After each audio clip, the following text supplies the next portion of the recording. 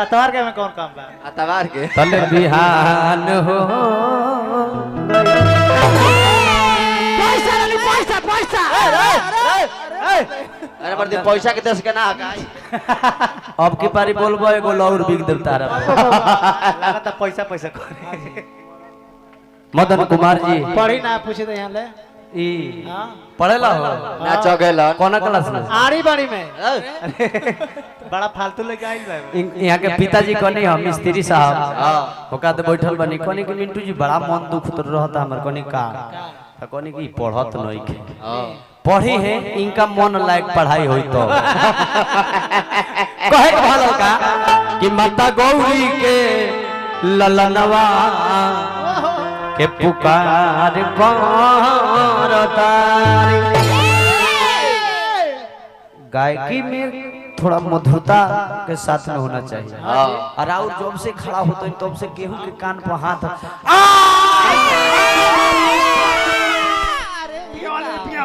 चैन में जमुनवा के तीर कहे के बाल का कि माता गौरी के ललनवा के पुकार करतारी।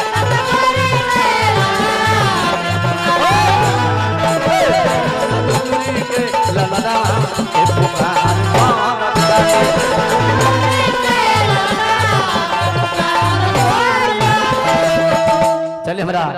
नता में तो फूफा लगवा हमारा बड़ा आशीर्वाद के चाह करो फूफा जी के वाह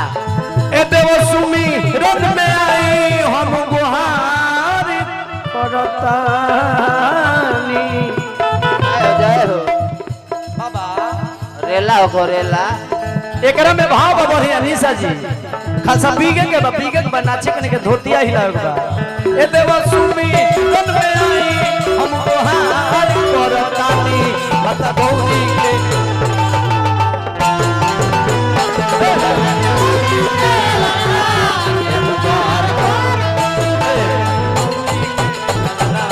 के पुकार करतानी। ए नाच पर नाचानी सब बहे ओ भला ए पिए लाने गांजा हो पिए लाने गांजा खाली गो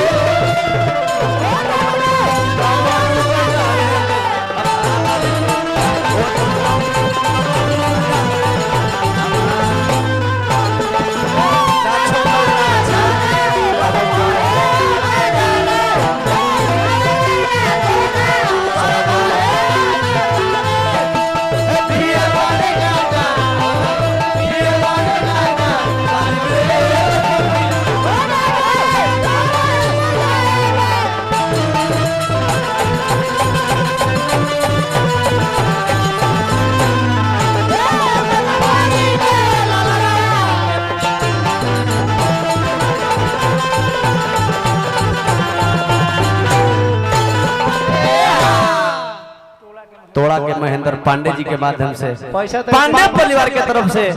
पुरस्कार आयल बा और बाबा जी लोग के पैसा तो ना लेवे के चाहिए का है शुभम भैया ऐसे कि वहां सबके देखे के हां ऐसे कि हम लगा देल बने हमरो हां जी बाबा के पैसा ना लिहल जाला ऐसे हम ले लेतनी कि ना ले तरह सबके मन हानि होई आ ई पैसावा काल ले जाके बैंक में धरब आ ओकर जौन सूद मिली नु तौन हम खाई हां जी ऐसे ले लेते ना प्रधान जी हां जी इंदौर से चल के अलविन प्रधान व्यास जी समय हमारे लगले समाप्त हो जा रहा ऐसे तो 1.5 घंटा कोई नहीं हो 5-10 मिनट नहीं हो गए तो कोनो बात नहीं ना जी हां ना माला मैं रुपया दे दी मैं रुपया ना ना ना ना कोनो बात नहीं के कहूं दुगो में हमार सब्र हो जाला इनका लेखा भीख मांगे थोड़ी बा हमरा हम हमनी के मिलत त कितना जनो देख के जरूरत तनी कवि जी खड़ा हो जाए जरे के नहीं बड़ा बढ़िया राइटर बानी हमरे हां जी संग ही पियो परचे नहीं है 45 से स्वागत करब जा जय हो जय हो जय हो जय हो कहता कि साउंड वाला जला पैसा ना देलन नु हां तले मन ना लागेला हां तू पैसा लेबे ला काम करता कि शुभ भैया आज 45 से स्वागत करी जा और वो सब बजाई जब फ्रीओ में ताली कबो कबो हाँ जी भैया तो पैसा बगली में काट ली है जाने से। अच्छा 500 के नोट भैया देनी भैया का प्रणाम आशीर्वाद के चाहना करो। हाँ जी हेलो कहे के बता बाहर ले जा कि हथिया के सूंड पवनी मनुष्य के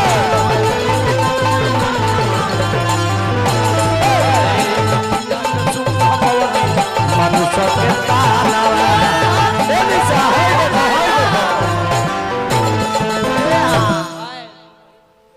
पिंकी के बहिन हरि बाबा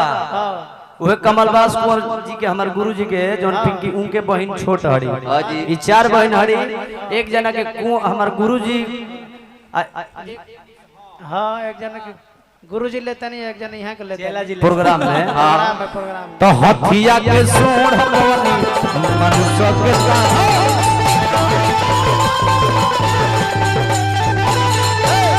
हथिया के सूंड पवनी मनुष्य के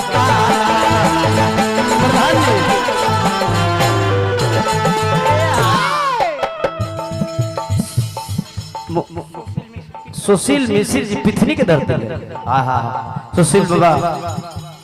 के गोल छुके गोल लगते बाबा केने बने इहे कहने ऐसे कि ये खाली महेंद्र बाबा के नाम से लगा ऐसे ना चिन्ह पड़े सुशील बाबा गोल लगते अगर केहू के अगर खुदा ना खास्ता नाव भूला जाए तो 150 दे के सुधरवा लेबे। हाँ जी जैसे मैं आधार कार्ड सुधरला। हाँ बाबा गलती ना बोले बाबा ना जी खाली आजे भरा फर्क ई आजे भर कैसे बा 4 बजे भोर तक बा 10 रुपए हमनी के जे पैसा देला ब्यास के दोनों ब्यास के हुनका के ना हमरा के खास करके हमरा के जे 100 गो दिन उनकर काल 200 हो जाई 500 देव नु माता बहनवा सब के कहतनी साड़ी एगो हमरा के देव नु भेंट में तरा और 2 गो साड़ी हो जाई कैसे हाथना चाउर देव तो काल हाथना चाउर हो जाए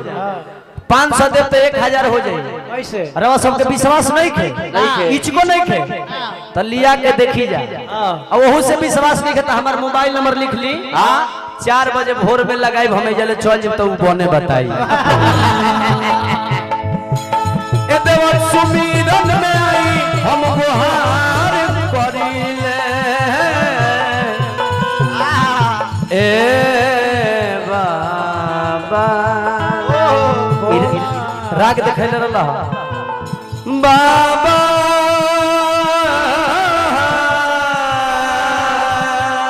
बाबा बाबा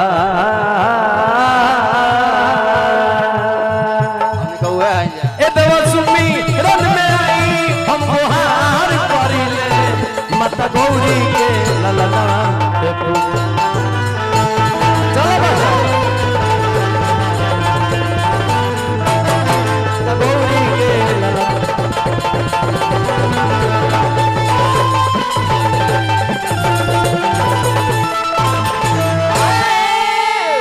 हम अपना सुशील